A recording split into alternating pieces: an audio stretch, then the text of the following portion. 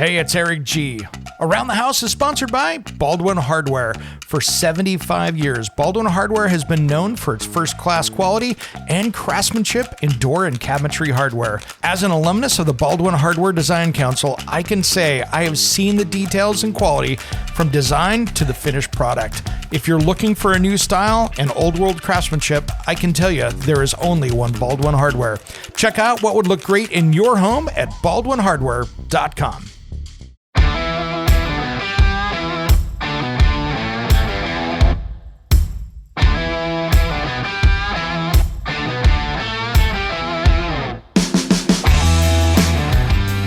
It's Around the House.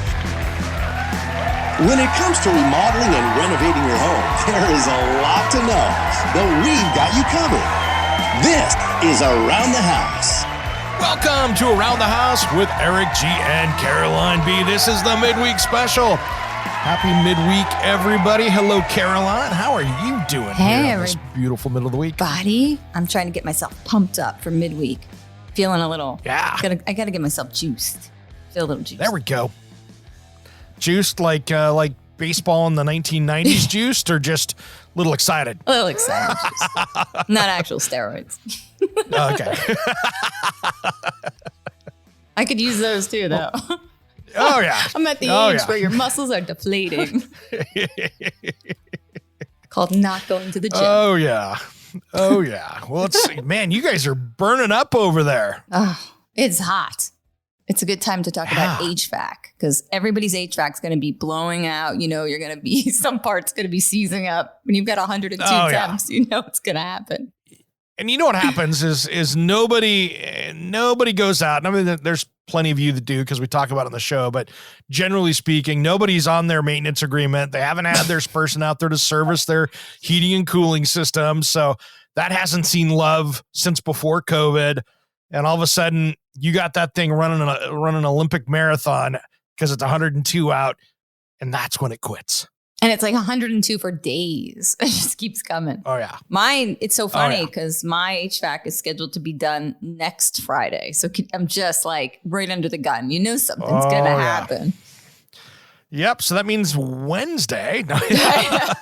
Tomorrow. Yep. That's how it works. So, yeah, no, it's tough. And you guys got the humidity with it too, don't you? Oh, we've got everything here. It's hot. It is really hot. And out there, it's like I saw San Francisco temperatures. Oh my gosh, it's like 60 degrees. People are like, what? 59? It's cool. Yeah, I think we're going to be 80s and 90s all week. So we're not too bad out here. Pretty dry. So not going to complain about it. Considering last year we got burned to a crisp in June and July. I guess we all want to go to had it pretty lucky this year. San Francisco right now. San Francisco is the ideal spot right now. Nice and cool. Oh, man. No kidding. So, yeah, guys, if, heating and cooling systems, by the way, if you're looking to replace yours out there, those things have gone up so much over the last year or two. And I'm talking like 25, 30%. So if you got a price a year or two ago for a heating and cooling system and you've been putting it off, guess what? I hate to tell you, it's probably gone up 20 or 30% at least. Right? Oh, man. Sorry. Hey, speaking of that, I actually saw a news story over on CNBC on their personal finance thing. It was a study they did. It said 43% of homeowners have delayed home improvement and maintenance due to inflation. And I'm like, that makes sense. I just told you, Eric and I were talking off the air, and like 3 clients I spoke to this week about different things were saying how tough it is. The economy is bad. The stock market is down. So all those people who get their money out of the stock market, nobody wants to do anything, or they want to do it cheap. Because they're looking at their 401ks, they're looking at that stock portfolio and going, man, it's been a rough year, right? You know, and this study is interesting because it says for homeowners, big projects and purchases, 60% of homeowners in a recent survey are less comfortable making large purchases for their home because of rising prices. And that's according to a Hippo Insurance 2022 homeowner preparedness report. And that is interesting. And nearly 43% strongly, or 28.4%, somewhat agree that inflation has caused them to delay planned home improvement and maintenance projects. Oh, they're going to come to us. They're going to look for DIY. Yeah. So come on, guys. We'll give you some ways to save money. The scary part, though, is deferred maintenance never costs you less, right? Yeah, that's very true. Good point. I mean, you can look at our school systems around here in where I live here in the Portland metro area. There was about 20 years that everybody went into deferred maintenance mode and nobody did anything. And it's costing them 3 or 4 times to do the work now than it did back then. So it's never cheaper to fix that deferred maintenance. So be careful on the maintenance side. And I think we're all guilty of that from time to time, but you kick that can down the curb, it's going to cost you more money all Kick the can. I haven't heard that saying in a while. Kicking the can. Right? Pulling it out of the Wayback Machine, right? Well, it just gets expensive. It just gets expensive. So, try to be careful out there and things like the heating and cooling system. And I mean, my neighbor, I feel bad for them. They bought this house last year and they're on the flag lot behind me. And just before we were going on air here, they're out there with a leak detection company going down their long, 200-foot driveway down the middle of it because the water line, where's it go? Right down the center of their driveway. So it's a whole paved blacktop. And now they're down there and now there's big blue marks of where the leaks are in that line. So they're going to have to do that. And I feel bad because not only are they going to have to dig that up probably and either repair it or do the whole thing. They should do the whole thing because even the old homeowners there were doing patch repairs, and it's the old poly pipe. So it's the old black poly pipe from the 70s. It just needs to be put into a new PEX line. Speaking of asphalt, this is the time of year, guys. It's time to do the driveway. So either you got to do, sealing is good this time of year. There's a lot of good coupons out there. So if you're looking to do, just completely repave, or if you're looking to do for sealing, you got to get that done before fall. Yeah. All the cracks in the driveway. Get those sealed up so that water doesn't get down there and tear up the base and have a pothole. Nice. And a big crack. That's how they work. Yeah. Oh, yeah. Well, I feel bad for my neighbors because it's not like we share a water line down there. So they're going to have to eat that whole cost. It's not like our water line rides down it with them, because it goes right kind of on their property, not ours. Mine cuts through the front. Theirs goes down the middle of their driveway. So they're going to be on that one. So that's going to be a significant expense. Yes, it is. And I feel bad because the other thing is how they do boring? Sometimes they can go down and bore. Like when they put gas into this house in the 90s, they didn't tear up the whole front. Right. They did the directional boring to do it. Well, here they can't because they did a ground penetrating radar to see, and there's such big boulders down there that they can't do it. So, cause we have big rocks here. It's just, they do beautiful though. It's cool, but it's like rocks filled in with dirt, so they're like, I can't do that. So I get a feeling they're going to be putting a backhoe down the middle of the driveway, which is going to suck. Never good. These surprise projects, that's where you have to watch because all of a sudden something comes up and it's never cheap. Oh, no, and that's what some of the things that I've been enjoying working on this house is you start to get the big stuff out of the way, right? You get the house painted, you get the HVAC system in, you get the water heater, you start checking off a lot of those big boxes, which are the expensive ones, right? Exactly. And then you can kind of do the decorating and all the fun stuff. Yeah. But it always seems that there's something that goes wrong. Either it's septic or sewer or, like you said, gas line, or you've got to move a meter because they want you to do that. It's always these pop-up projects that you just don't anticipate. Right. It just keeps, it was like when I did my meter upgrade when I moved into this house. Yeah. I'm like, oh, cool. They're like, oh, well, you got to move the meter all the way over here to this side of the house. And I'm like, what? I want to put it over here. And it ended up being closer to my front door. And I'm like, no, man, I don't want it over there. And they're like, that's code. Sorry. Get out. That's what Eric told me. There we go. That was me talking to the power department. Oh, yeah. But, sometimes those battles are impossible to win. You just have to shrug your shoulder and go, okay, not how I want to do it, but that's what it is. I know. So what else? We've got good stuff coming up this week, by the way.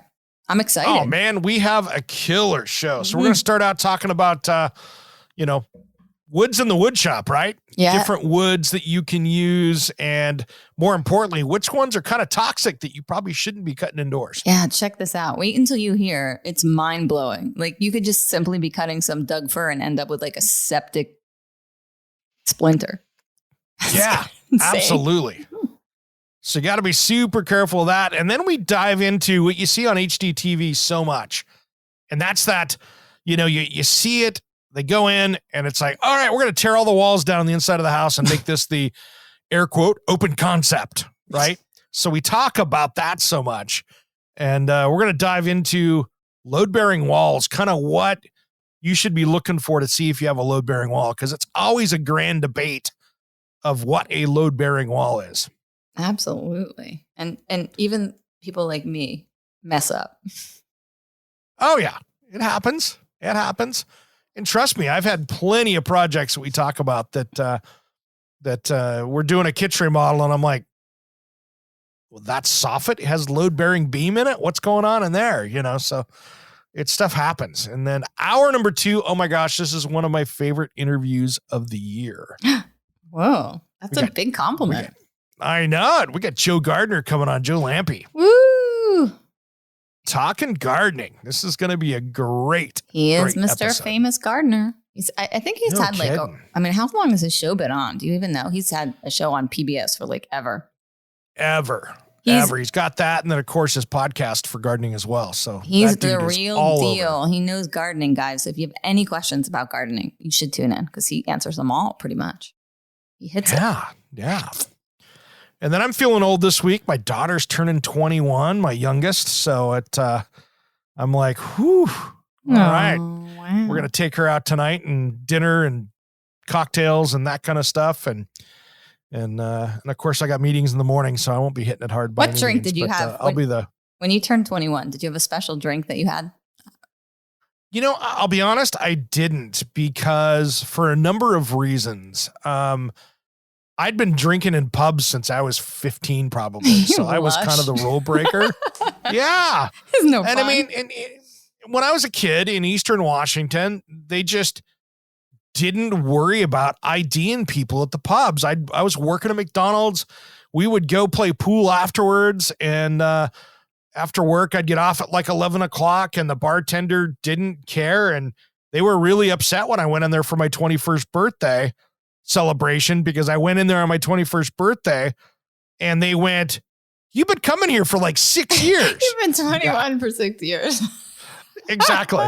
Nobody ever ID'd me, and so they were very kind of upset with me that I had coming in there for my 21st birthday and I almost had my own name on a chair. So it was pretty funny. Well, it was so much more lax back then. I mean, I would go buy kegs with some fake ID and I obviously did not look 21. I mean, I looked like I was 60 and they didn't care.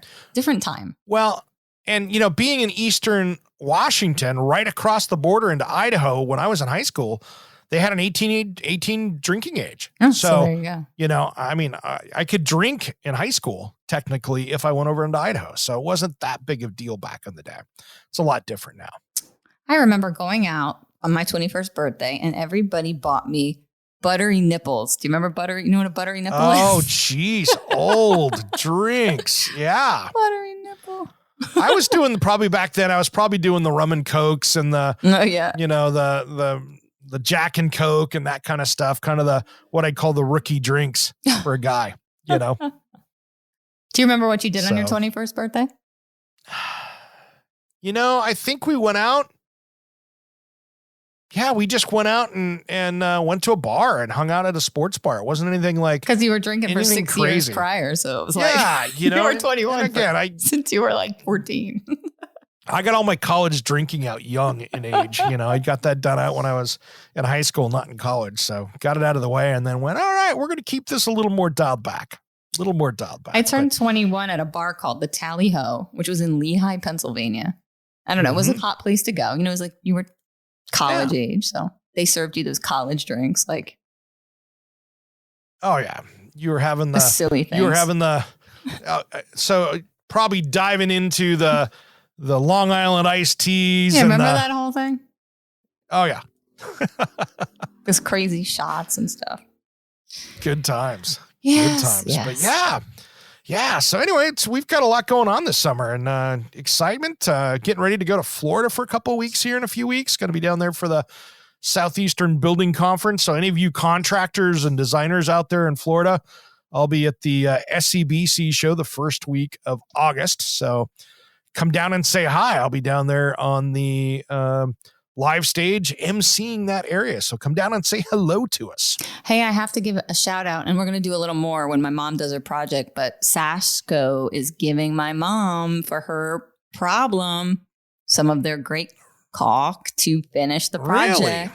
Big stretch. Nice. Yes. So yeah. They have nicely and kindly donated to fix a problem that she has. And so I promised them we'll take some video and we'll share it on the show. Nice. Yeah. I love our friends over at Sashco. Those guys are great. So thank you guys. And we will let you know how it goes.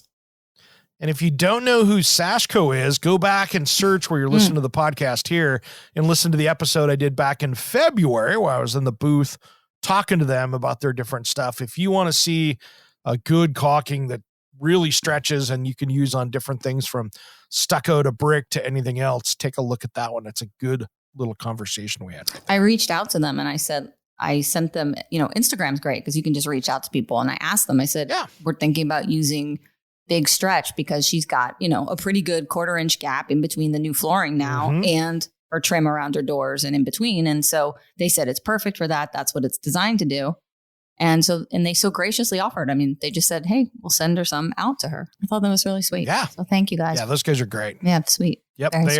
They have been supporters of Around the House in the past, and we have to appreciate that for sure. So they've been good people. So it's good stuff. I use it around the house here for my projects. So it works out well, and it's so much better than that stuff that you can get at the regular home improvement store that doesn't stretch as much and tends to pull off and fall off. So yeah, it says you can stretch 2 inches. That's pretty big. Yeah, that stuff it really stretches. And that's the cool thing with Stretchy caulk. Stretchy caulk. You got it. Well, what else you got going on, Caroline? You got some door projects coming up, don't you? Doors going in. So Eric's going to be partying in Florida and I'm going to be doing projects left, right, and center. So I've got a lot of stuff going on. Yep. Doors going in. And I still have to call our friend. I've gotten a hardscape, what we call hardscape recommendation. So they do landscape and patio, everything all together and make that backyard into that awesome creation that you want. So I'm going to call some of our friends that were recommended and see what kind of designs they can come up with for us. Because you've got a big project from going with a patio, like a paver patio, to a deck above it with doors going in. You've got a lot going on over there. Yeah. So it's going to be fun, but it's also going to break the bank, if you will. So it may cause home equity loan time. I think it's home equity. Yeah. And the good news is lumber prices, Caroline, are way down from where they were, just a couple months ago. So we're getting much better on that line right now. So we're going to be seeing a lot better pricing for your lumber project. So that's the good news, is it's going to save you a little bit of money than if you did this like 2 months ago. Yeah. No, I'm liking it. Liking it, guys. All right. Well, we should run out of here. Make sure you guys check the show this weekend. And thanks for tuning in to the hydroplane show. That took off this last weekend about unlimited hydroplane. That was fun. I'm jealous because we don't really have it here in the Northeast, but Eric's got a whole boatload of it. And it's just fun. If you like NASCAR and you like watching potential crashes and really high speed chase, it's so fun.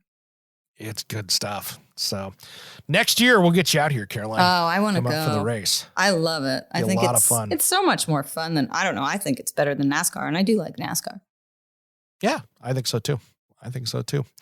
All right, everybody. I'm Eric G. And I'm Caroline B.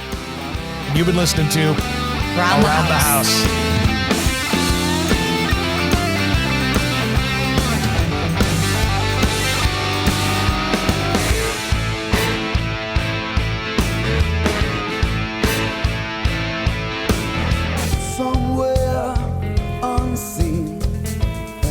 Undiscovered, anyway out beyond the mean.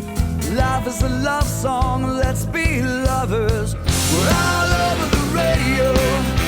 Take my hand, I know where to go.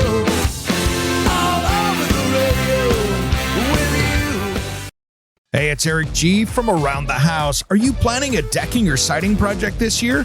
If you are, you've got to check out my friends at Millboard. Millboard is a completely different kind of composite decking and cladding that enhances outdoor spaces with enduring distinction. Hand-molded from the finest oak, it realistically mimics the natural grain and color of premium hardwood. If you're looking for something that doesn't look like plastic and instead real wood, check out millboard.com. Make sure and check out that interview we did just a few weeks back. That's millboard.com.